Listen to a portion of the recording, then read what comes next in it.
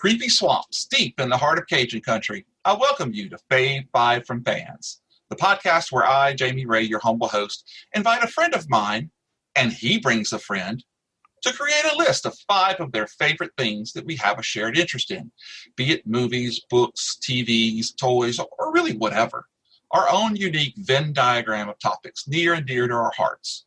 We then sit across from each other via Zoom to compare and contrast, dissect, and disseminate our choices for you, the listening audience. We'll start off with honorable mentions, those selections that didn't quite make the Fave Five for good reasons or bad, and then we'll take our turns unveiling our choices backwards from 5, 4, 3, 2, and then 1.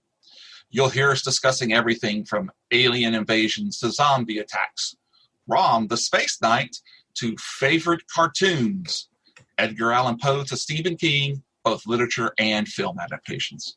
All that's left is for you to decide who's right, who's wrong, and will we still be friends after that.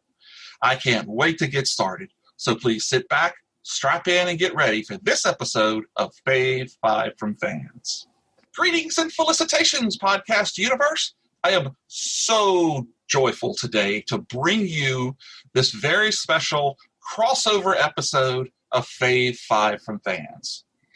Today, straight from the plastic microphone studio, I have got not one, but 2 guests. Count them, 2 guests who are co-hosts on their own show, Pop Ninja Podcast. And let me start off by introducing a friend of the show. You've heard him here before, not once, not twice, but 3 times. Patrick Sean Bennett. Welcome back, Pat. Hey, what's up, Jamie? Just doing the do, brother. How about yourself? Yeah, the same here. Yeah, you got power this week? We do. Oh, awesome. Very nice. Awesome, man. Yeah, Patrick lives outside of Lake Charles, Louisiana. And if you know anything about the current state of the affairs, Patrick saw not 1, but 2 hurricanes within 6 weeks of each other. And so the Delta treats you a little bit better?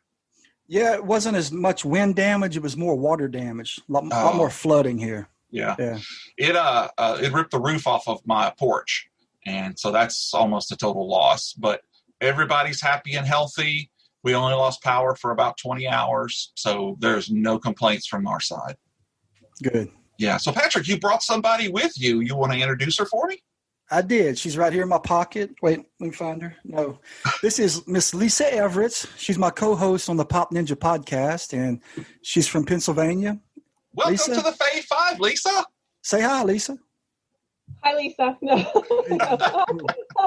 All right. Hi, Jamie. Hi, Patrick. I'm so glad to have you on. We're very excited. I've already gone through all of y'all's episodes so far, and I have to say I absolutely love them. And I want to say, like Howard the Duck, Lisa's a master of quack fu. Ooh. Yeah, and she's also an amateur astronaut. Is she?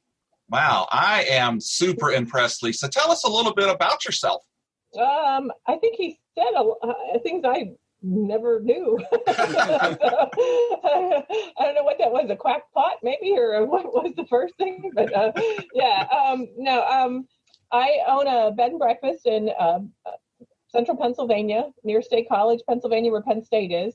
I've been open about 14 years. It's called the Briar Rose Bed and Breakfast. We're not actually open right now because of COVID. Can't social distance, within my own house. And so this has given me something to do, something really fun to do. I'm glad that Patrick, asked me to co-host Pop Ninja with him. So it's given me a lot of insight into all these new things that I didn't even know existed in the 70s and 80s because of him. So we're in he's only a week older than me, so we feel like we kind of grew up together, and we've known each other for 15 years. We met on another 80s message board called Fast Rewind. Mm-hmm. I don't know if you ever heard of it, but no. That's how we know each other. We've never actually met in person, but someday I'm going to get him to Pennsylvania. You may have to leave sooner than later. Another hurricane strikes. Yeah. So, he's been posting, his version of stuff, and I've been posting, my version, And now I have a list of stuff that I need to find, from the 70s and 80s that I never heard of. Yeah. We just taped our Halloween episode last night, and he it's fun. about it. Yeah, it was fun. Yeah. Spooky. Yeah. I can't wait to hear it. You guys come out every Wednesday, right? Right. Yeah. Yeah, and you can be found on where? Popninja.net is our website, or you can find us on Facebook under Pop Ninja. On the Facebook, on the interwebs. Yep. I'm very proficient with the emailing and the touching of the buttons. So, well, great. Well, so again, welcome to the show. So excited to have you in the family. Thank you. Today, we have decided to really pick these guys' brains because they are the masters of the 70s and 80s. So I challenged them to make their Fave Five cartoons from that period of time. And as you know, with Fave Five, it is all about favorites. It's not about the best written, the most highly rated. It's about what's favorite. So each one of these will probably have a very unique reason on why it's on your list. So out there in the podcast universe, get ready because we are about to start with our Fave Five 70s and 80s cartoons. Miss Lisa, since you're the new guest, why don't you tell us what honorable mentions you have? Okay, now I have to say that a lot of the cartoons that I've already picked, some of them originated in the 40s, some of them originated in the 60s, but I watched them in the 70s, so I'm not sure if that makes them 70s. Then. Nope, I'm good with that. Okay, so I didn't know if there was a specific, we had to definitely go with that, whatever, time period. But my I can't even talk. My honorable mention is... Honorable mention. Yeah, okay, is the Texas Toads. They were also known as the Tijuana Toads. They were on with the Pink Panther. Oh. You ever see them? No, I don't remember them at all. Okay, I think they only did about 17 episodes of them. They were my mother's favorite cartoon of all time. And honestly, they're probably, I wasn't sure if I should put them in the honorable mention or number one, because they could have gone either way. But when they originally came out, they were called the Tijuana Toads, and their names were El Toro and Poncho. But then I don't know if that became racially, not right or something like they. Not back then.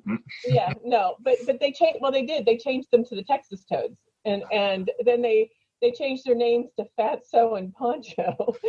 So, and I was thinking, to be less offensive, I guess is what they were doing. But I mean, to call a character Fatso, I don't know that's not offensive. Nope. Can't go much down than that. Yeah, I mean, I guess, so they were just, kind of goofy, and I think there was a bird that was always trying to eat them, so they were trying to hide from it and stuff, but they were just two, I don't know, comedians, they just, and one was skinny and one was a little chubby, and I think they were in with the Pink Panther, they would throw one in here and there. Oh, okay.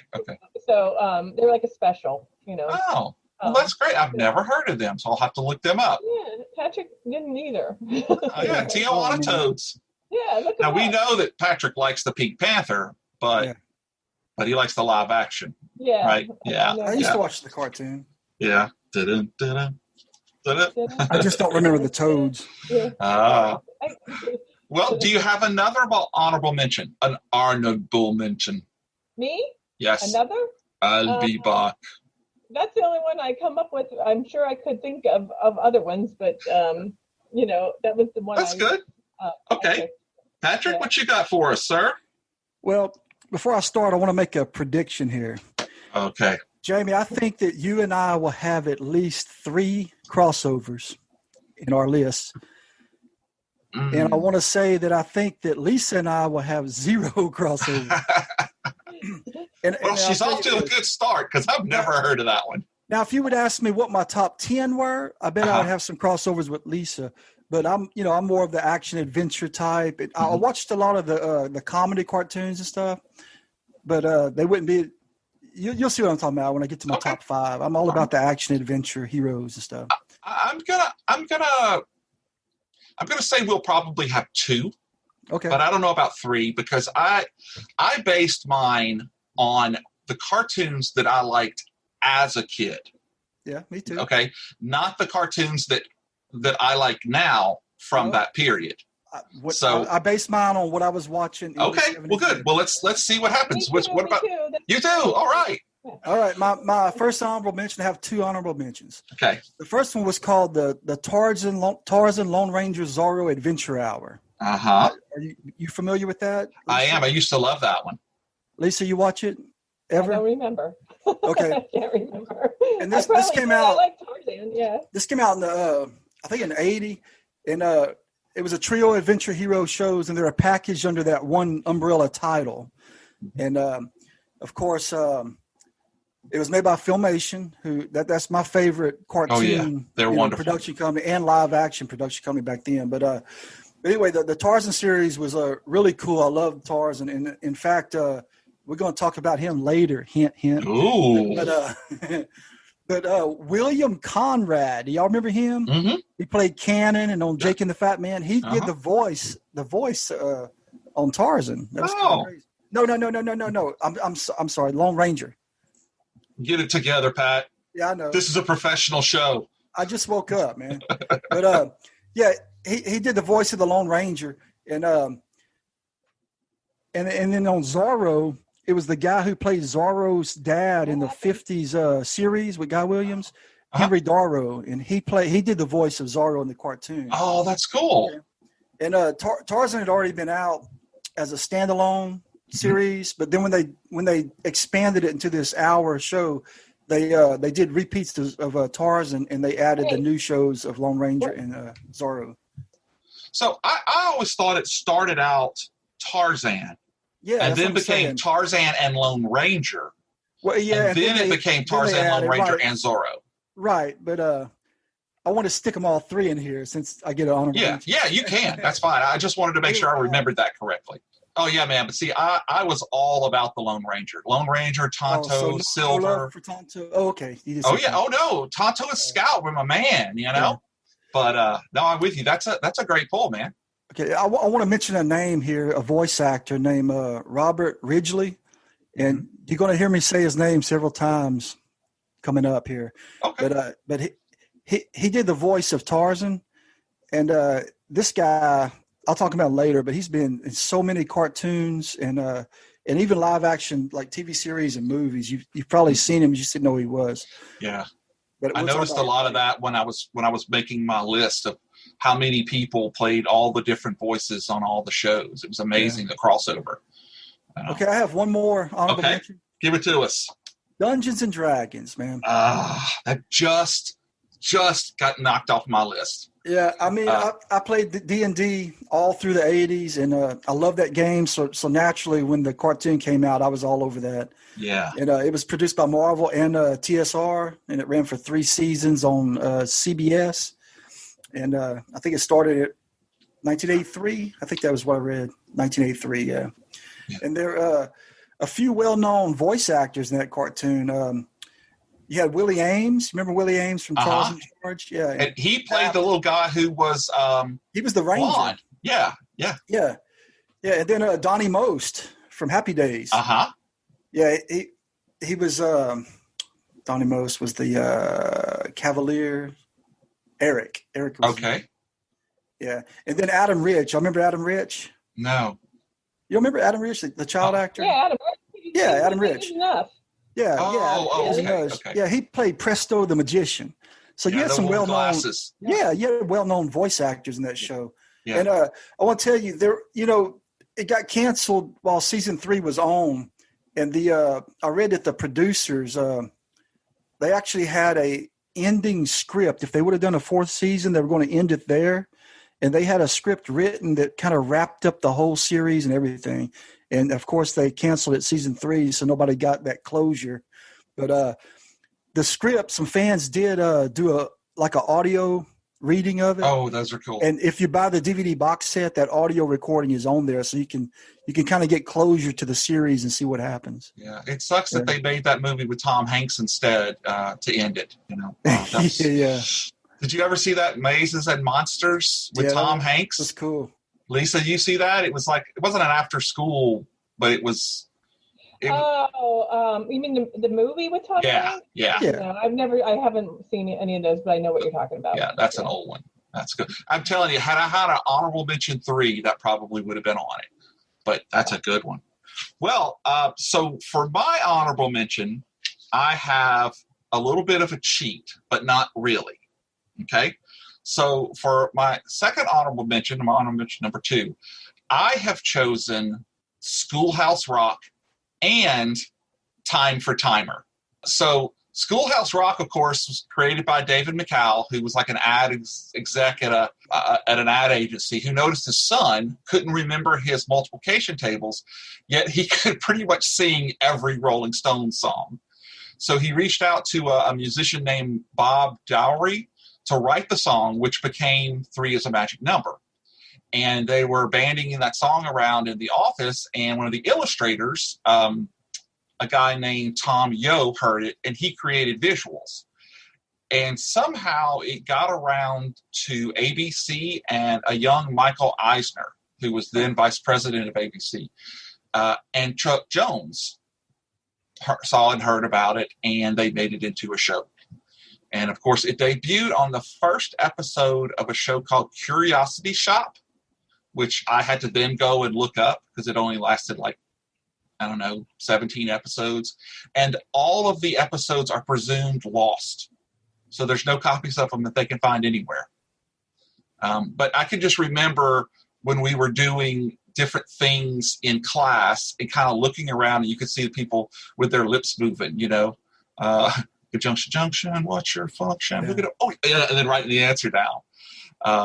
So I love those. And then Time for Timer, you don't really know what the name is, but you know these. This is the little round guy who at first would wear a bow tie, and he always had an alarm clock, and he had several different little short PSAs. But Lisa, you'll probably remember a hanker for a hunk of cheese. You remember that? No. I know Schoolhouse Rock, but I can't remember specific things about it though. Okay. Well, Schoolhouse Rock was great. It went on for years. But this I knew conjunction junction. What's your function? Yeah. Yeah. So this, Pat, do you remember the hanker for a hunk of cheese? I'm just a bill. No, I don't remember that one. No, that was my favorite. There was another one. So Timer was supposed to identify how your body works with different ways. So he was in charge of good body. Yeah, that was good. But he had, and I can still remember as I think I must have been 5, maybe 6. And he did this thing called Sunshine on a Stick, where you would make ice pops by basically taking an ice tray and filling it with fruit juice, putting wax paper on top of it, and then sticking in toothpicks. And then I did do that all the time. Yeah, that was one of his things. Oh, maybe that's where I found it. Yeah. Yeah. So it was always a favorite of mine. And then my number 1 honorable mention is the Godzilla Power Hour from 1978. Up from the depths of the deep blue sea. Godzilla! Dun, dun, dun. Godzilla! And Godzuki, too. Oh, Godzuki, yeah. You remember that one? Yeah. That was great. I love Godzilla. Mm-hmm. And so it actually started out with the Godzilla Power Hour with half-hour episodes of Godzilla and then Jana of the Jungle. Oh, yeah. Remember her? Yeah. Cool. So they would come together. And then in November of 78, they added Johnny Quest reruns. Yeah. So it became the Godzilla Super 90. Yeah. And then the next year, it became the Godzilla show by itself. And then it became Godzilla and the Globetrotters Adventures Hour in 80. And then God. The Godzilla Dynamite Hour with the Funky Phantom, and then Godzilla Hong Kong Footie. So that was a lot. So of course it had Godzilla and Godzuki, and who had his little wings under his arms, and anytime he tried to breathe fire, would cough up the little smoke rings. Yeah. So, but interesting enough, do you know who was the voice of Godzilla? Anybody? No? Yeah, I didn't know he talked either. It was Ted Cassidy. Oh, really? Lurch from the Addams Family. Cool. Oh, Lurch. Yeah. And then the guy who played Godzuki was Don Messick, who played Papa Smurf, Azrael, Bam Bam, a couple of Transformers, and he played Dr. Quest. So he was like on two shows on the same show as different people. Cool. But yeah, so I really enjoyed those.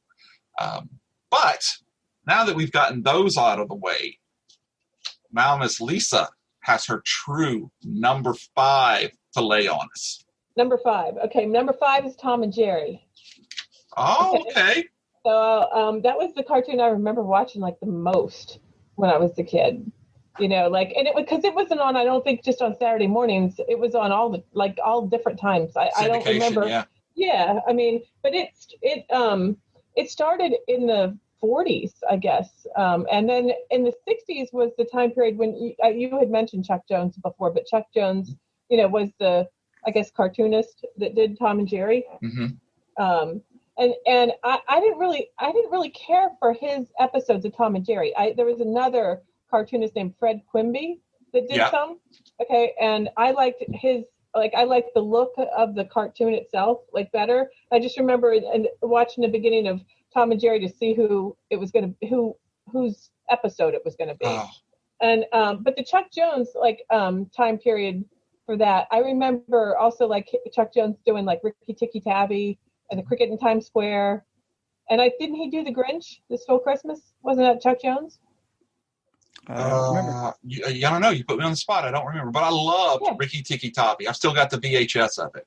Yeah, I loved it too. Yeah. I loved it. Yeah, because we actually had a couple ferrets. So they were kind of close to a mongoose, I guess. So, so I had them as pets.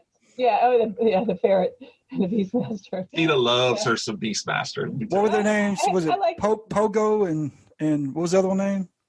Stick. I don't remember that. Pogo and Togo or something like that? Yeah, something like that. Pogo and Stick. Yeah. Well, the Tom and Jerry episode that was my favorite was the one with the cram-bone. You remember that? Which one? When he sang the song with Jerry's uncle. He was what's his name? Uncle Pecos. Yes. Yeah. Yes. And he sang the cram-bone song.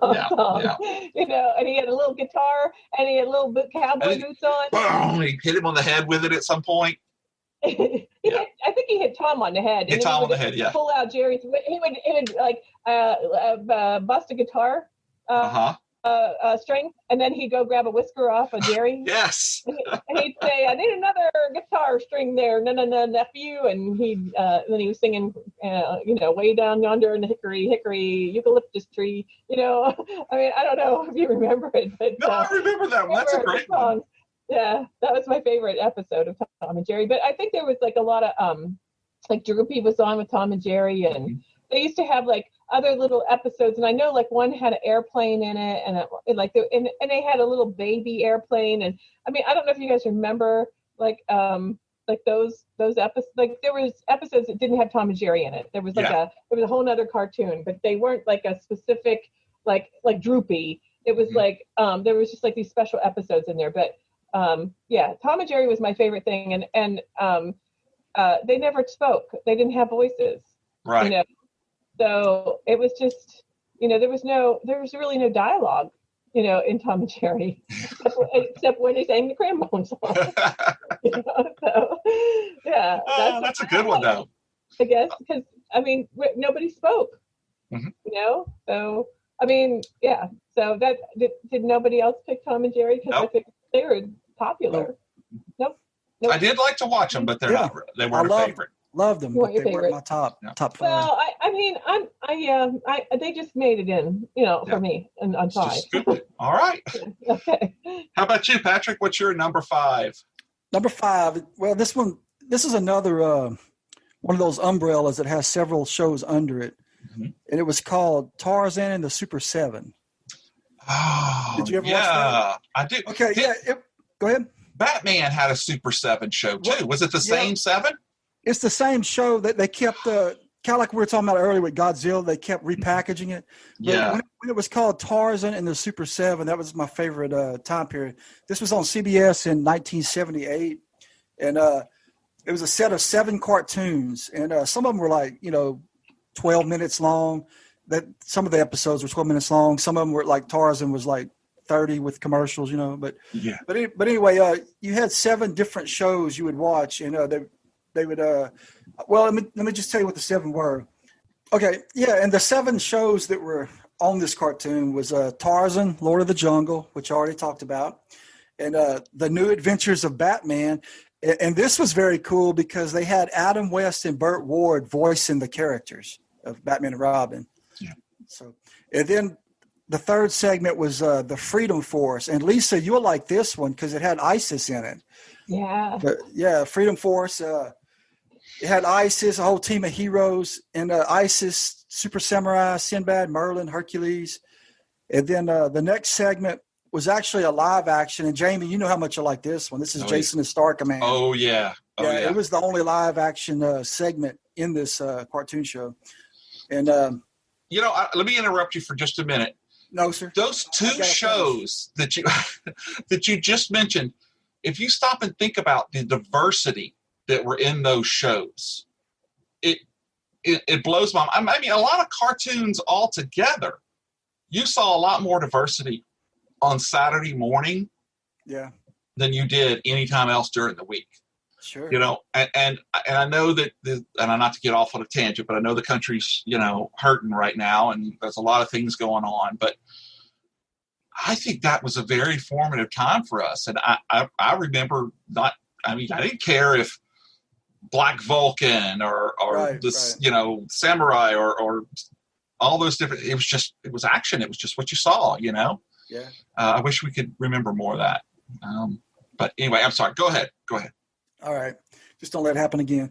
Manta and Moray was another one. It was kind of like Aquaman type characters. It was a guy and girl, and they fought crime in the ocean, and then on the land near the sea and stuff. And then Super Stretch and Micro Woman. And this one, you remember that? That was cool. I do. It was a black couple, and Super Stretch, he was kind of like Plastic Man. He could stretch, and he could turn into any kind of shape or whatever. Yeah. And his wife or girlfriend, whatever, was Micro Woman. Mm-hmm. And she could shrink down kind of like the Atom or Ant-Man. Mm-hmm. And they would help each other out and fight crime. That was pretty cool. Yeah, I remember that show. That was cool, man. Yeah. And Web Woman was the last segment.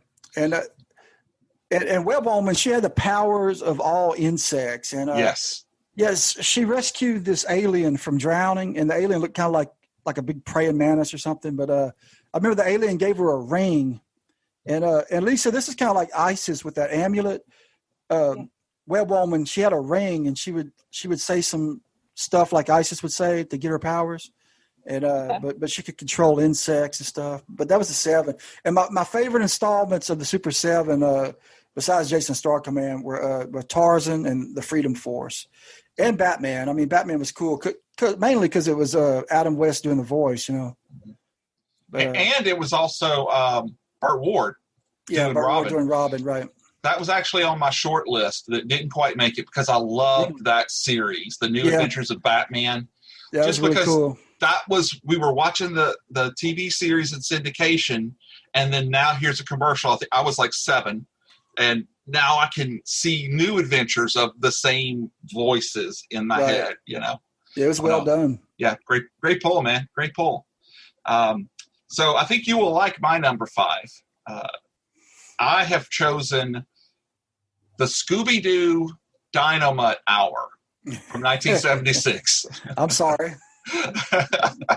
Of course we all, grew up with Scooby-Doo. I mean, he started 67, 68, Ooh. and just kept getting repackaged, and they did more. But I loved when this one came out because it had been 3 or 4 years since there had been a new Scooby-Doo. Oh, Shaggy. Yeah. And these were half-hour shows with Scooby-Doo and Dynamite, which they had a couple of crossovers, I believe, because Shaggy was like a huge fan of the Blue Falcon. Right. Yeah.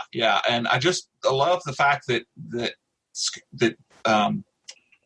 Dynamite had all of these amazing powers, the robot monster, and he could do all of these different things. But he was just like dumb. I mean, he always messed stuff up, but he's a good-hearted robot dog, and things always turned out well for him. But love that. Love Scoob and the Dynamite. Yeah, very good. Yeah. I like Scooby too. Yeah. I like Scooby-Doo too. So were you a Velma or a Daphne girl? A Daphne. A Daphne. Okay. Yeah. Velma was a nerd. Yeah. I don't know. This is true, but man, the first... I'm not saying that I'm not a nerd. I like Velma. Yeah, I liked Velma too. Yeah. Like Velma. Yeah. You know, it's just because she was smart, and I thought she was a cute, nerd. you know. But I thought Daphne was probably one of those unattainable type girls that wouldn't talk to you at a party, you know. But Velma would, you know, talk It about. was like I liked Marianne. I like Daphne's clothes. Yeah. Well, great. Well, that brings us around to your number 4, Lisa. Lay it on us. Okay, it's Josie and the Pussycats. Yeah, I like that one. Like that one? Okay. So Josie and the Pussycats was about 3 girls in a band, and the lead singer was Josie, and then the other 2 were Melody and Valerie. And then they had an agent, I guess, or manager who was Alexander, and his sister Alexandra was who was got them gigs, I guess, you know. And then they had a cat named Sebastian. Yeah. And I remember it's weird because I remember Josie and the Pussycats was sort of like Scooby-Doo, you know, like when I think of like that time period, I think of like those characters were very similar, you know. I don't know why, like I think it's like Shaggy is more like that, like the Alexander character, and then they then they had the cat. I mean, there's something about it. And then they go on these, like, I guess, you know, they get gigs, you know, as a band, you know, and then they run into trouble all the time somewhere. And like, it's like every band weird would happen, and they'd get like caught up in some kind of, you know, story, you know, and like they'd have to go to like an island or someplace, and then something weird would happen to them, and, you know, then that was what the episode was about. But I didn't know this, but they had different people that were the voices of the characters, and then there were people that sang in the band. And that the one of the girls that was hired to be in the band part was Sherry Moore. And do you know who she is? Oh, the Fabulous Moors, yeah. No. Sounds familiar, but I can't place it. Do you know who she became? Who she was Cheryl Ladd. Oh, really? Wow. Yeah. That's awesome. I thought that was cool trivia. Yeah. Oh, yeah. Awesome. Yeah, so she was the singer in Josie and the Pussycats. And that was a spinoff of Archie, right? Josie and the Pussycats? Yeah. It was. Mm-hmm. Yeah, that was a good one. I didn't watch it very often, but I remember reading the comics. Yeah, I never watched like the the movie, the newer movie. That Rachel Lee Cook is in it. It's a cute movie. My oldest watched it when she was young, and several times. Yeah, I don't have any. It's weird when you then they cast these people from cartoons into a live person, and then you think of who would fit that person. Now Cheryl Ladd, like she was Melody on Josie and the Pussycats. That's who she sang the part for on the cartoon. So I could see her because she had long blonde hair and was really pretty, and, you know, I could see her, you know, at the time of doing Charlie's Angels, you know, as being her in a movie version, but not the people they picked I think it came out maybe in the 90s. Yeah, I think you're right, late 90s. Yeah. It's like, no, it's like you think like they cast it all wrong. Yeah. And then they showed back up on the CW's Riverdale. Right. Yeah, they were there for a while. Oh. But we stopped watching it after the end of the first season. It just became a huge. It was just a drama, So I never saw it, so I don't know. But yeah, keep it that way. But I remember the cartoon. I really liked it. Oh, cool. That's a good one. Yeah. So, Patrick, what you got for number 4? Well, okay, number 4 was produced by Filmation again, and this came out in '81 on CBS, and it was Black Star. Black Star? See, again, just missed my list. Really? I love that show. Okay, well, there's 2 things I want to say about Black Star. And the first is a lot of people claim that Black Star was like a ripoff of He-Man, but it actually came out first.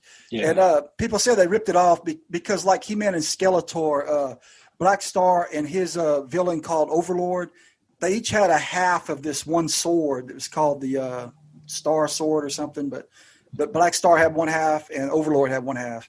But it came out before He-Man. Yeah. So, no, I loved that show, man. Okay, well, the second thing I want to say about it is if you were a fan of the TV series Farscape, then you're already familiar with Black Star, because like Farscape, it was about an astronaut who gets his ship sucked into a black hole, and he ends up in this alien universe, and he's pretty much trying to find his way home, but while he's with the aliens, he's got to fend for himself and pick a side to align with and fight the bad guys, So it's kind of like Farscape, but an animated version. Oh! And what I liked, he had the Power Star sword, but he also rode this huge dragon. He'd fly around on it, and it was called Warlock. I thought that was pretty cool. Yeah, and he aligned himself with all these gnome-like people, kind of like hobbits. They were called the Trobbits instead of hobbits, and he helps them battle the evil Overlord. And that it was very similar. The Overlord was similar to Skeletor, but let's see. There was something I was going to say about Black Star. Oh yeah, that Robert Ridgely guy I mentioned. Yeah, he did the voice of Black Star also. Oh, okay. So that's very cool. Yeah. Yes, that's my number 4. I was so close to picking that one. That's a good one. The show started off. They would always give the intro just like a little narration, of how he came through the black hole and all that. But I always wanted to see like an origin episode showing him and getting into the rocket ship or whatever, the space shuttle, whatever he was in, and getting sucked through that black hole. I wanted to see that, but they never showed it. Yeah. Yeah, that's good. Oh, yeah, cool. like me some Black Star. All right. So for my number 4, we're going to do a Jeopardy Daily Double audio clue. And let's see if you guys can remember this. Okay?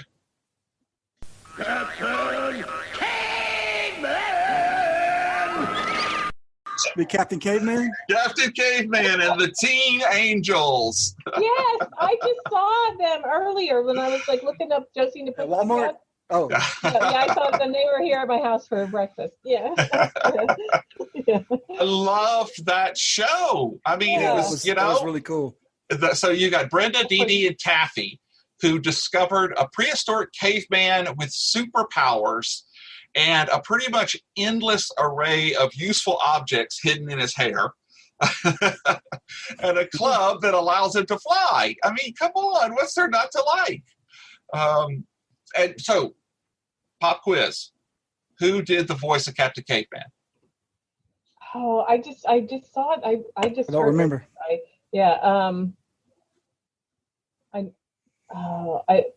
Casey. Can't think either. No. It was actually Mel Blanc. Oh, really? Yes. Yeah. Mel Blanc. Yeah, that did Bugs Bunny.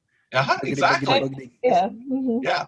And then this is something I didn't know, but in 1986, Captain Caveman and Son was a TV show about Captain Caveman and KV Jr., who fight bad guys like the evil genius Mr. Bad.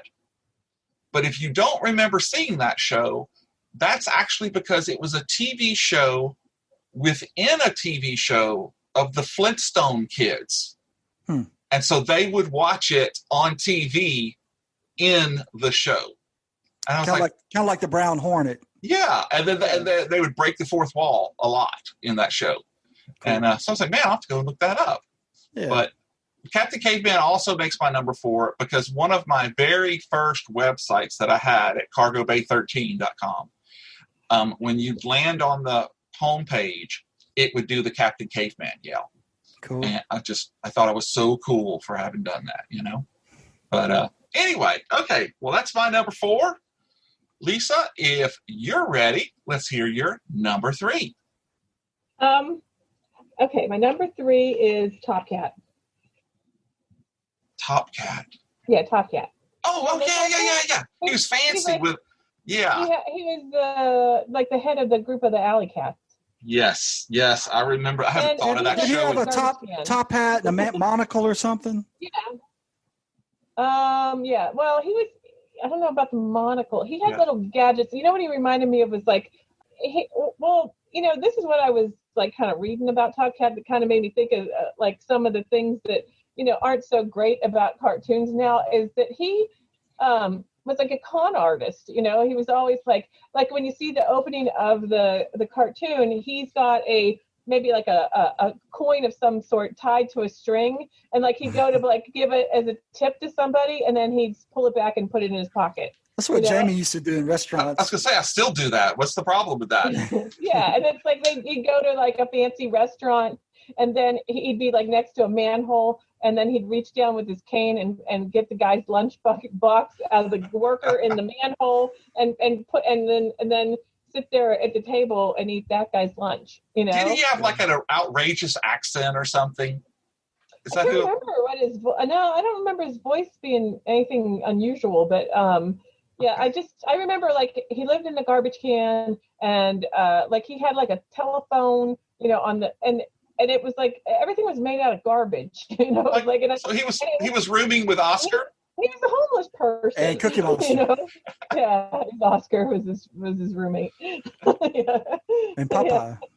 Yeah. Go. Yeah, but it was kind of like, I think it came out in the 60s, but I watched it in the 70s, so I don't know why. And this is what I keep thinking about, like all these shows back then that were like from the 60s that like kind of carried over into the 70s and even into the 80s. It's like they only ran them for like a couple seasons, and then they were gone. But then they just kept running them in like, I guess, in syndication. Right. Like because even like the Shazam ISIS show it seemed like it was on a lot longer. Like it seemed like I watched these shows for forever, but they were only on like a couple years. Yeah. They weren't ever like they didn't go on and on for like a decade or anything. They just had a very short-lived lifespan, and then they ran them. But I thought, if everybody watched the reruns and watched them over and over and over, because even when I talked about like the Texas Toads, there was only like 17 episodes, but I'd watch those same episodes over and over and over. Yep. And so like why didn't they just make some new ones? Like if everybody loved them and they kept watching TV, I just don't understand like why. Why it had to go, why they couldn't just keep making more. But it's the same thing with money. More money. Yeah. I can distinctly remember as a kid seeing that in the comic book, seeing that either full page, two page spread or full page spread about what was coming out on Saturday mornings. Yeah. And I remember thinking how disappointed I was when Shazam came on, because I was expecting it to be a cartoon. Because of the way it's drawn in the comic book. It looks like they're all cartoons. And I want to say I gave it 5 minutes, and then I was like, oh, this is much cooler, You mean the live version? Yeah, the live one, yeah. Yeah. Well, yeah, but I think they did. There was Shazam the cartoon too, right? There was like an older one, I believe. Yeah. Yeah, but when they turned Shazam into a person. And those shows like that, they only lasted a couple years, and I keep thinking like now they made Shazam into a movie, and I personally didn't like the movie, but I don't like when they do that. But I wish that those shows like the show ISIS, you can't even get that on DVD anymore because they only made so many copies of the DVD, and now they're out of production. And if you look on eBay, they're about like $300 for just the entire series now. Yeah. They only did so many, and you don't see, but you can't see it anywhere else. You can't watch it on TV anywhere. There's like no there's like 300 channels and nothing, on TV. I've heard you say that before. And we had like 13? Yeah, or 3, so 4 if you got PBS. Yeah. Yeah, right. ABC, NBC, CBS, and PBS. PBS. And you know what? I collected like old TV guides from back then, and I've looked at them over the years, and I get sad, when I read them, and I think, oh my gosh, I forgot about that, and I forgot about this, and it's like, there were so many good things on, and you didn't have a VCR to record anything, so you had to watch that. You had to pick one, but there was always something good on every channel all the time, and now, I mean, I'm like, I wouldn't even have like a cable, like, if I didn't do the bed and breakfast, because I would just do a Fire Stick. We got rid of it years ago, at least 3 years ago. Because I just watched DVDs, and and that's like, there's no TV shows I watch. I mean, I watch some decorating shows on HGTV, but TV is so different, and it was consumed your life, as a child. Yeah, I agree. I agree. I said this, before, like, about ISIS and stuff, about how there was like always a moral, and those shows, because they were geared towards kids, where cartoons today, like if you see like South Park and any of these shows, like that I don't even know some of the other ones that are out there, that like the dad one, Family Guy. Yeah, Family Guy. Yeah. American Dad. American Dad. Yeah, those. They're gross. It's like, I mean, they're just, and they're not geared towards kids. I mean, they curse and swear and are just, it's not the same. It's like, that's what I think is missing. And I think kids today, they watch that stuff because they see cartoon, and it's not really for kids. No. No. And, Saturday mornings, you were safe, to watch whatever was on, If you could, put your kid there and, with a bowl of cereal and, come back 4 hours later and, And then they came out with Barney, and everything changed. That must be what happened. Yes, he ruined everything. He ruined everything. Yeah, Blue's Clues, those things. Yeah, that's like my son's era and of our cartoons and TV shows, and they stunk. Yeah. I mean, yeah. I agree. Yeah. All right. Well, Patrick, numero tres. Let's try to get all worldly on you. Okay, number 3. Yeah. And I'm a fan of those umbrella type shows. Number 3 was The Incredible Hulk and the Amazing Spider-Man. Yeah. And this was an hour-long block in 82, and featured the 2 cartoons, The Incredible Hulk and the Spider-Man and His Amazing Friends. Did you watch this one? Yes. Yes. Okay. Who were his friends? I liked them both. His Amazing Friends was Ariel. She was like a sorcerer. What was her name? The character name? Firestar. Firestar. She was like this sorceress. And then Iceman. No. She had like, she didn't do magic. She would fly and shoot out bolts and stuff. Oh, okay. Yeah. That's what I said. No. Yeah. But I love how Iceman got around. Like, how he shot continuous stream of ice and kind of like rode it like an escalator. That was pretty cool. Yeah, can you imagine just walking through that city and just the drops of water, and eventually it breaks and falls on you, know? It's kind of like Frozone from The Incredibles. Yeah. And the Hulk took place pretty much on an army base out in the desert. And Banner worked for the army as a scientist. And and they had that little cafe that they hung out too. So he didn't get around too much. He's mostly in the desert and that. But where the Hulk should be. Yeah, and I want to say that this Robert Ridgely, I keep mentioning, he did the voice of General Ross in that Hulk series. Oh, okay. Yeah, and then the Spider-Man, they would team up and fight some of Spider-Man's biggest villains of that. But it also had Aunt May in there and that annoying little dog, man, that little yapping dog. Mrs. Lion. Yeah, I hated that thing. But I like these two shows. I thought they were fun. And man, that Spider-Man was really well made. Yeah. Yeah. Oh, cool. That's a good one, man. That's a good one. Two great superheroes. So my number 3 is a show based on a toy. Most of the time you would come up with a show and create a toy for it. But back in 83, Hasbro came to Robert Friedman and asked him to start making a series of commercials. And then the commercials came out like in it was 1982. And they were hugely popular for the G.I. Joe, A Real American Hero series. And they had all of the characters that you could go to the store and buy right there in front of you. And I can remember distinctly wanting every single one of those stinking G.I. Joe toys and playing the episodes out, on the bed and everything. And man, this show went on like 3 or 4 years. Put out 95 different episodes. It went into syndication. It spawned different shows off of it, and it's just made them a lot of money. And so now it's time to reveal my T-shirt to you, because at the end of each episode, they would give you a PSA where one of the G.I. Joe characters would tell you about something that you shouldn't do. And then the kid would go, "Oh, well, that's great. Now we know." To which he would respond, "And knowing is half the battle." So this is my T-shirt. Okay. Okay. So this is knowing, which is half the battle.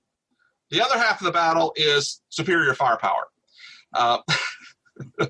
So Abby had made this shirt for me a few years. And I love wearing it to a con because one in about 20 people, "Oh man, I get that." It just makes me laugh. So that's my number 3, G.I. Joe, A Real American Hero. I watched it. I liked it. But when that came out, I was already in high school, so I was kind of getting out of the cartoons. Mm-hmm. But I did like it. Yeah, that's all I'm gonna say about that. And there was a great female character, Scarlet, in that show too. Lisa, I hear nothing from you. I'm guessing. Yeah, I just remember that's more up my brother's alley than it was for me. Yeah, the G.I. Joe stuff. I remember he had remember him getting that stuff for Christmas, like the G.I. Joe, like Jeep and all the little action figure people. Yeah. Yeah. And they were really cool because you could flip them over and they would have a card that would tell you, it was like shaped like a recipe card, and it would tell you all about who they were. And Larry Hama actually wrote the majority of those, and that's how he got onto the comic book series. And of course, I don't know if you've ever seen him before, but he is just like the G.I. Joe guru. Is that the one we saw, Jamie, at that toy show? Yeah, he would autograph one of anything for free. Yeah. I went and got a copy of a reproduction of one of the original figures because they're so expensive to buy, and signed it. And he's just so cool, But okay, well, great. Well, now we are getting close to the end. Lisa, what's your number 2? Number 2. Number 2. Okay. Number 2. Okay, number 2. Okay, is Magilla Gorilla. Okay. That's a good one.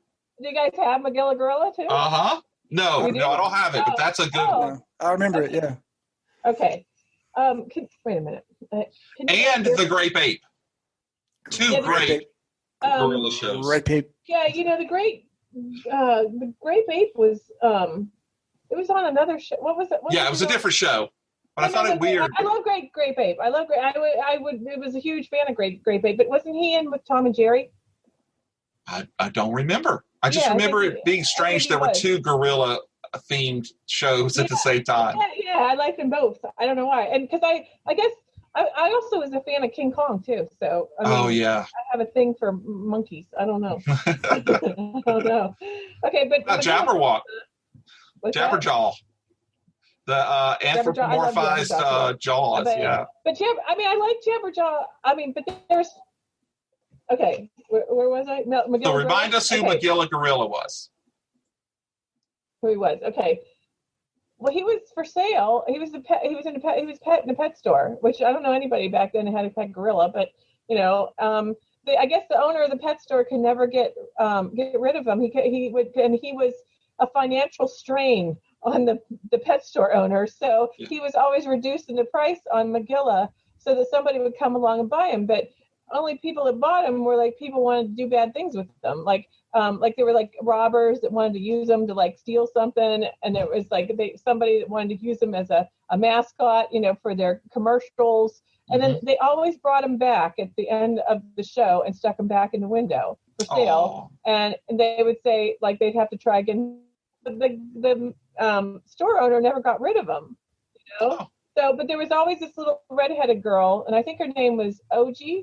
And she always wanted to buy him. I think she only had like a penny or something, to buy him, and couldn't afford him. And I don't think she ever got him, but she always was checking him out in the window, So, but it's kind of sad that the owner was financially strapped and couldn't buy him bananas. That's a shame. Too much. I don't remember the show, but I remember the show. You know what I'm saying? That's a shame that the little girl never got him. Yeah. I have a Magilla Gorilla lunchbox. Yeah. Oh, cool. Yeah. I can't believe you didn't know more about him. Yeah, because he's pretty big. And he made like I think not too long ago when I got that lunchbox, like all those cartoons like Huckleberry Hound and Magilla Gorilla. Do you remember Snagglepuss? Yep. All those. That's who had the funny voice, was Snagglepuss. Yeah, Snagglepuss. Yeah. Heaven the Murgatroyd. Like on Laugh Olympics. He was kind of like Howard Cosell. Yeah, that's who it was. Yeah. Great stuff there. Them. Yeah. Yeah. They kind of came back around. Magilla Gorilla. All right, Patrick. Give us your number 2. All right. Okay, number 2. It was produced by Filmation once again. What a surprise! Ran for 2 seasons on NBC starting in 1979. All right, it's Flash Gordon. Oh. I'm like, what's Jamie was thinking of Star Trek. I thought it was Star Trek. Oh, yeah. Star Trek. I was thinking, I think that was Mark from Work, But no, it's Flash Gordon. Oh, did he? Yeah, but his was sideways. His was like this, sideways. Yeah, that's it. I know. Yeah, he would say, no. You would shake hands like that. Yeah, okay. Flash Gordon, this animated series, to me, was the best animation I'd ever seen in the 70s or 80s in a cartoon. It was just that fantastic. The series was based on Alex Raymond's comic strip from the newspapers. And, it followed the story pretty closely from the comic books and what we know from the movie. Was Flash, Dale, and Dr. Zarkov. Zarkov. Yeah, they blast off in a ship and they crash land on Mongo, and they got to fight Ming. He was merciless. Yeah, he was merciless. I loved the Flash Gordon movie. Yes. That. Yeah. Anyway, they would meet up with different alien races and kind of like get them all together to go fight Ming and stuff. It was really cool. I read something about it that I didn't know. They actually this was supposed to be a feature-length cartoon film. And once they made it, the producers looked at it, liked it so much, they wanted to expand it, make it longer, and cut it up into episodes and make it a TV series. So, and when they did make it into a series, they dropped hang on a second. When I said series started talking. All right. That's great. Yeah, I read that this movie that they made, they ended up making it into the series, but they dropped the storyline of Hitler from it. It was set during World War II, and Ming was given Hitler superior alien weapons to help win the war. So Zarkov found out that it was coming from Ming in space. So he blasts off, and Dale and Flash are in the rocket with him. And they go try to stop Ming from basically helping Hitler win World War II. That's actually a very cool storyline. So they dropped all the Hitler stuff, and they dropped the 40s timeline and set it modern day and made it a series. And each episode was had a cliffhanger ending. It was like a serial. Mm-hmm. And one thing is when the seasons, it had 2 seasons, and when the series ended, they did make that film version. Oh, really? They put some of the Hitler stuff back in it. They used some of the original soundtrack from the feature-length one, and plus a lot of the series they re-edited into a feature story. That's and cool. It's out there somewhere. They showed it on TV, but it's out there like on bootleg at conventions. I've been looking for it. I'd love to see it. I'll keep my eye out for that because I did enjoy that series. Yeah, and something else I wanted to say about it, again, Robert Ridgely did the voice of Flash. That's cool. So yeah, his name keeps coming up. Do you know if that guy's still alive? He is not. Oh. He died in the 90s. But I'll tell you something else.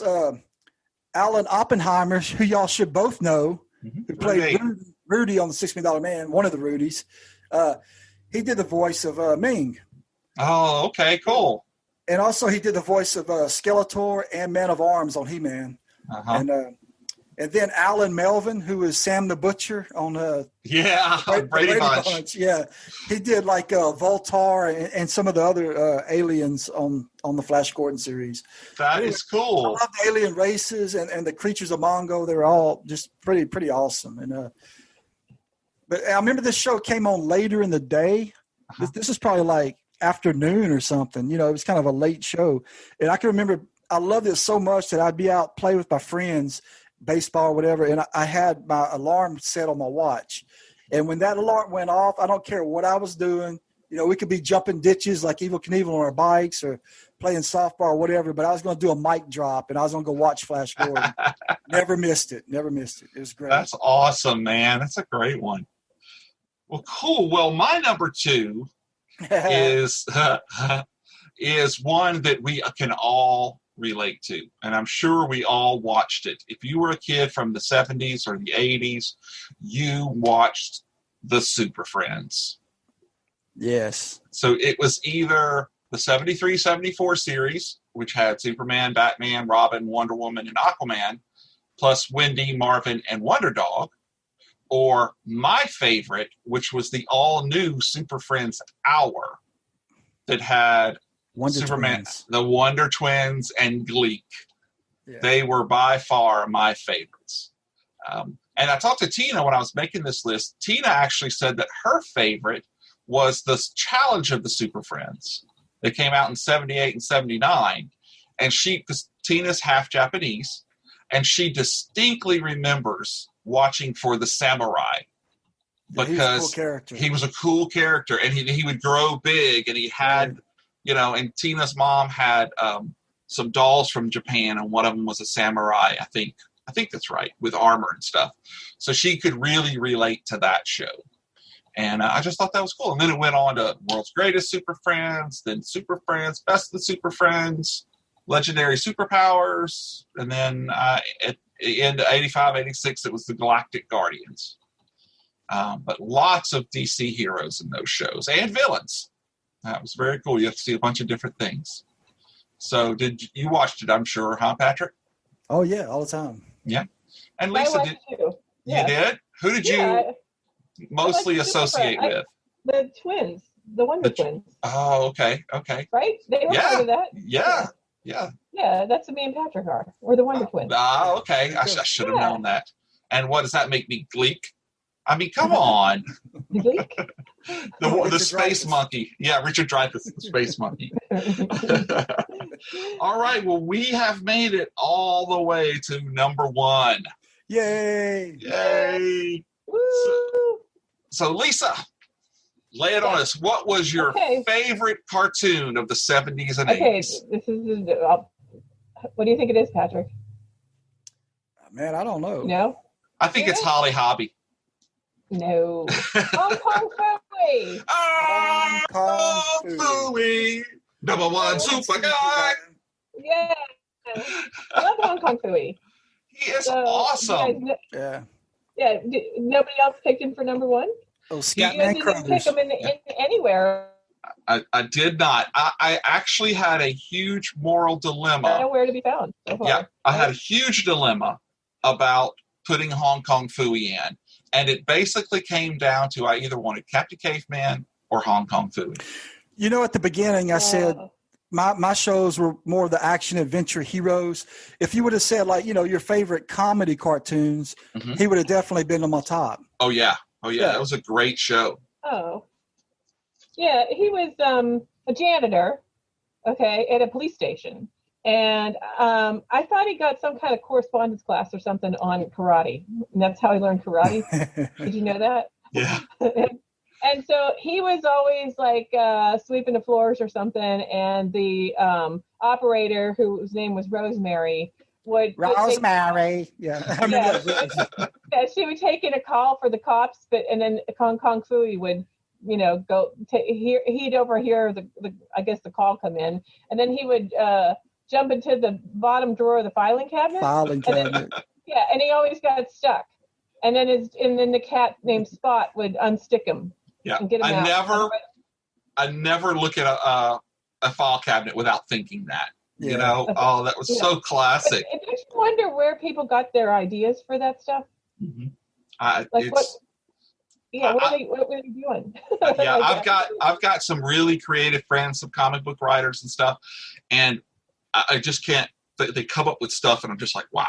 Yeah. So he had the Phooey mobile, you know, and it could turn into like an airplane, and it could turn into like different, like a motorcycle or a. Would he hit a big gong, like a gong? Would change it? Is that how? I think so. Yeah, gong, and it would switch. Yeah. I'll tell you, he's doing pretty good for a mild-mannered janitor to be able to afford the Phooey mobile. Yeah, and I don't know how he got all that stuff. I don't know, why, it was what it was. But I know Scatman Crothers was the voice of Hong Kong Phooey. Mm-hmm. And he was in The Shining. Yeah. Oh, yeah. And, the thing is, we didn't ask those questions as kids. We were just like, it's Hong Kong Phooey's Hong Kong Phooey. Exactly. It doesn't matter how a janitor can afford you would never picture Scatman Crothers as the voice of Hong Kong Phooey. Yeah. Right. When you see him, I mean, that's what's weird about like voice actors too. Like you see the person that does the voice, they don't fit the face of what you create. Well, they don't look like Hong Kong Phooey. Yeah. It's like a dog. Yeah. It's like, he's a dog, right. So he should look like that. Yeah, it should be a real dog, like Hong Kong Phooey should be played by Rin Tin Tin or Lassie. Exactly. Yeah. Exactly. Yeah. I feel robbed. I like how the cat Spot was the brains on the show. Yeah. He pretty much, he's the one that solved everything. Snickering about everything. Like he always laughed, that weird laugh. I remember that laugh. That was great. Yeah, he did that. Yeah. Hong Kong Phooey. Never once forgot. Yeah, I loved him. That's I awesome. liked all that, because he was a superhero, So that went along with all the other stuff that I liked that was like the superhero stuff. Yeah. He was a superhero cartoon. That's a great pull. I really like that one. I really do. Yeah. Like Hong Kong Phooey. That's it. Definitely, he's in my top 10. Yeah. Oh. All right. Well, speaking of the T word that we don't use, what's your favorite cartoon from the 70s and 80s, Patrick? Anybody want to take a guess? I know you both know it. I've said it on Pop Ninja Podcast probably more than once. Arc 2. No, is it a cartoon? No, that was tough because there were a lot of live actions that I didn't. Oh, wait. Valley of the Dinosaurs. No. Oh. Thundar the Barbarian? Oh, there you go, sir. There you go. I thought. And this was not a Filmation production. This was a Ruby Spears production. Oh, yeah? It only ran for 2 seasons, started in 1980, and it was on ABC. And for all you comic book geeks out there, the legendary Jack Kirby had a big hand in creating the designs for these characters. Yeah. Yeah, I thought that was pretty cool. It was awesome designs. Yeah, I mean, the characters look so great. And this is something I really wish they would have made a movie, from this character, because it was if you never watched it, it was like a post-apocalyptic type show, and they were way in the future. It was like the year 33,000 and something, but and the moon. Every time you see the sky, it shows the moon. It's split in half, but it's still up there in space, but it's split in half. Wow. And the world is now ruled by like these wizards and stuff, and they use old Earth technology to help them fight like weapons and stuff.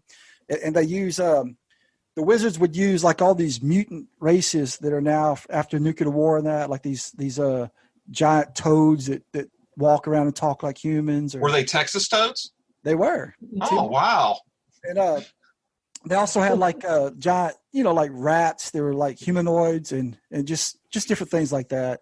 But Thundar, he had two friends. One was called Ariel the Sorceress, and that's where I was saying sorceress earlier for Spider-Man, because both of them was named Ariel. But Ariel was a sorceress, and then he had a kind of a Chewbacca type character called Ukla, and they all three rode horses. And they would go across the wasteland trying to help out anybody, they came across. But what I really liked about this series was anytime they went into the ruins of old Earth, you'd always see like artifacts from Earth. Like it might be the Lincoln Memorial all crumbled. Or they might go in an old movie theater and there would be a poster on the floor that they uncover. They wipe the stones and the dirt away. And it'll say like Jaws 10 or something like that, But it was always little Easter eggs like that for you to find. But it's like the end of Logan's Run. Yeah, right. In the library and stuff. But there was something. I want to talk about his sword. Okay. It was kind of like a lightsaber, but it was called the Sun Sword. And Thundar, he had just like the hilt of it on his wrist, like on a little wristband, and only he could use it. It was like fused to his DNA or something. So nobody else could like fight him and take it and activate it. It had to be him holding it. I wonder if you cut his hand off and wrapped it around the hilt of the sword, if you could then use it. You probably could, but then Ukla would cut your hand off and give it back to Thundar. So yeah. It was like a lightsaber, basically. It was, right. They call it the Sun Sword. It was kind of like a energy type blade. It could cut through anything. It could also like deflect stuff, like somebody was shooting at you or whatever, you could deflect it. But I want to bring up this name again, Robert Ridgely. He was the voice of Tarzan, Flash Gordon, General Ross, and Thundar, man. It's wow. He's like hitting all my favorite shows. He was the voice of all these characters. That's awesome. Yeah, you could create a fan club. Yeah, what a legend this guy was. And, yeah. The legacy of cartoons he left behind for everybody. But, just an amazing show to me. And did I ever tell y'all that this one time I wrestled a giraffe to the ground with my bare hands? Oh, no, but it doesn't have anything to do with Thundar. I just thought I would share that. You wrestled them? You wrestled them. You wrestled them? Yeah, that's a southern wrestling. So let me ask you, how did you feel about the Herculoids? I love the Herculoids, but I didn't include it in this because it was 60s. It started in the late 60s. Yeah. And like Johnny Quest, Herculoids, I love those shows. Yeah, those were cool. Yeah. I liked the little bloops or whatever they were called. Yeah, was it Gloop and Gleep or something? Yeah, something like that. Those were cool. Okay. Kind of reminded me of the Shmoo. Shmoo. Oh, yeah. That was awesome. Well, okay. I guess that means we have come to the very last of the lists. My number one. We've already talked about it. G.I. Joe. Nope. Transformers. Nope. Scooby-Doo. Spider-Man and his amazing friends. Cool, man. I loved that show. So the interesting thing that I found out was that Firestar, who I distinctly remember in the 80s when they had these whole big runs of 4-issue miniseries. Firestar, I remember getting hers. Well, come to find out, she was actually created for the cartoon. Yeah, and then they brought her into the Marvel Universe. And So it was, I agree with you so much. It was a great show, had tons of villains, had tons of superheroes. You'd see Captain America, Thor, Iron Man, all the X-Men from the 70s. And if I'm not mistaken, they gave Wolverine a French accent because he was from Canada, which makes sense at that time. And then later on, we learned how he's actually much older. And so anyway, I thought that, but I loved that show. And it went on for, I think, 2 or 3 seasons. And they were all college students at Empire State University. And they got together when the 3 heroes had to battle the Beetle and recover some stolen technology from Tony Stark, Iron Man. I think it was... Never mind, go ahead. I'm sorry. I interrupted you. I think the thing was called a power booster or a power something or another. And they just said they worked really good together. So, So that's it. That's my favorite episode, favorite cartoon. Awesome. This, guys, has been a lot of fun. I really thought you would have the Hulk on there, man. Well, I didn't. I did like the Hulk series, but I prefer the one from the 90s that had the She-Hulk in it. Yeah, but this isn't about the 90s. I know, but I didn't really get that excited about the Hulk cartoon in the 80s. But then even though I was like 21 or 22 and it was coming on UPN, I still watched every episode of that because they had, I can still remember my favorite one is Ghost Rider, and that was, who voiced Ghost Rider? Who was Lisa? Lisa voiced it? No. Oh. It was, if I say the name, Richard Grieco. Oh, yeah. Richard Dreyfuss? No, and I actually, who did... When you said Richard, that's where I thought you were going to... That's what you did. And you remember how they had Doc Samson on there? That was done by Shadow Stevens, the disc jockey from California. Oh, I remember Shadow Stevens. Yeah, and I actually got figures signed by both of them. Cool. Yeah. So I love that. Yeah. But the Spider-Man that I liked was do you remember the TV series, the live action one with Nicholas Hammond? Oh yeah.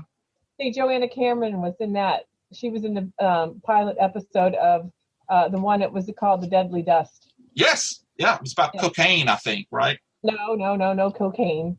There was one about drug dealers. Well, the Deadly Dust was about it was about a bomb. It was about a nuclear bomb. Okay. And it was something to do with labs and science and stuff like that. I'm not sure what the dust was. Maybe it was going to turn everybody to dust.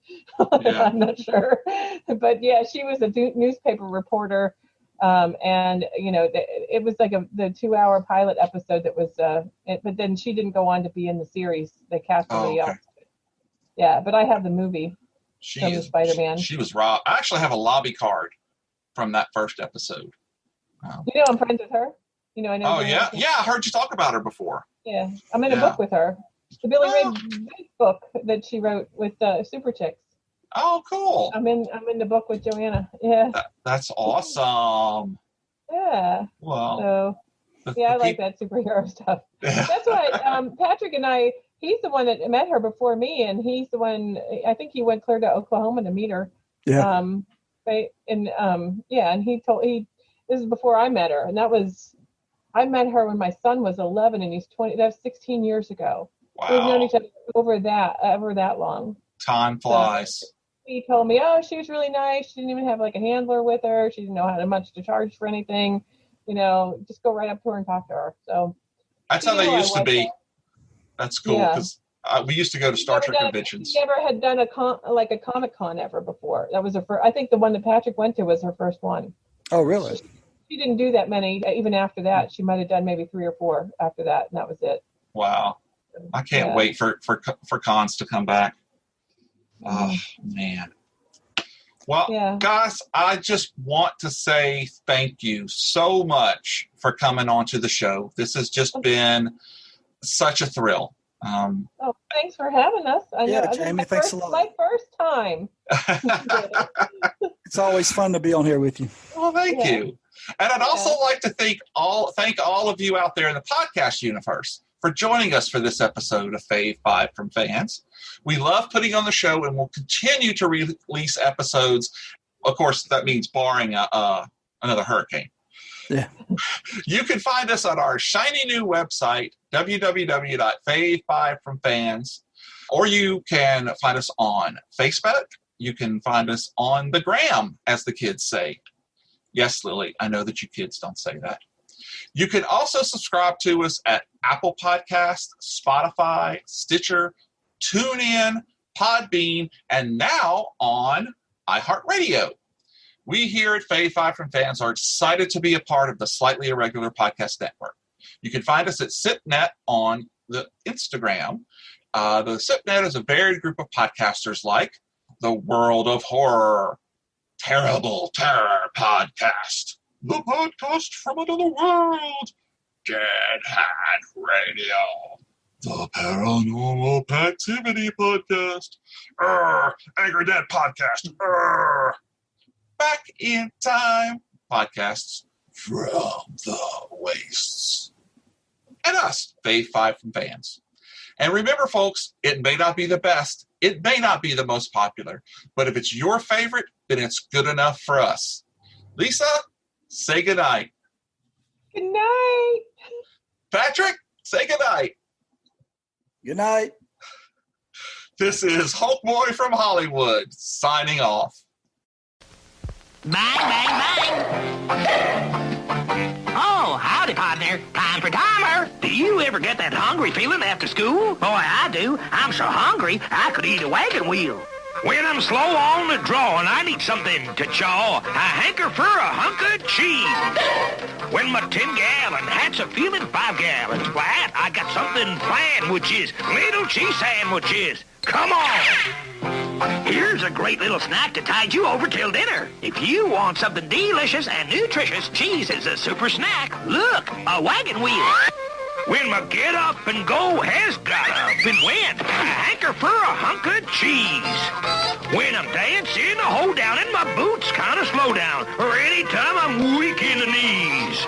I hanker for a hunk of, a slab or slice and chunk of, a snack that is a winner, and yet won't spoil my dinner. I hanker for a hunk of cheese. Yahoo!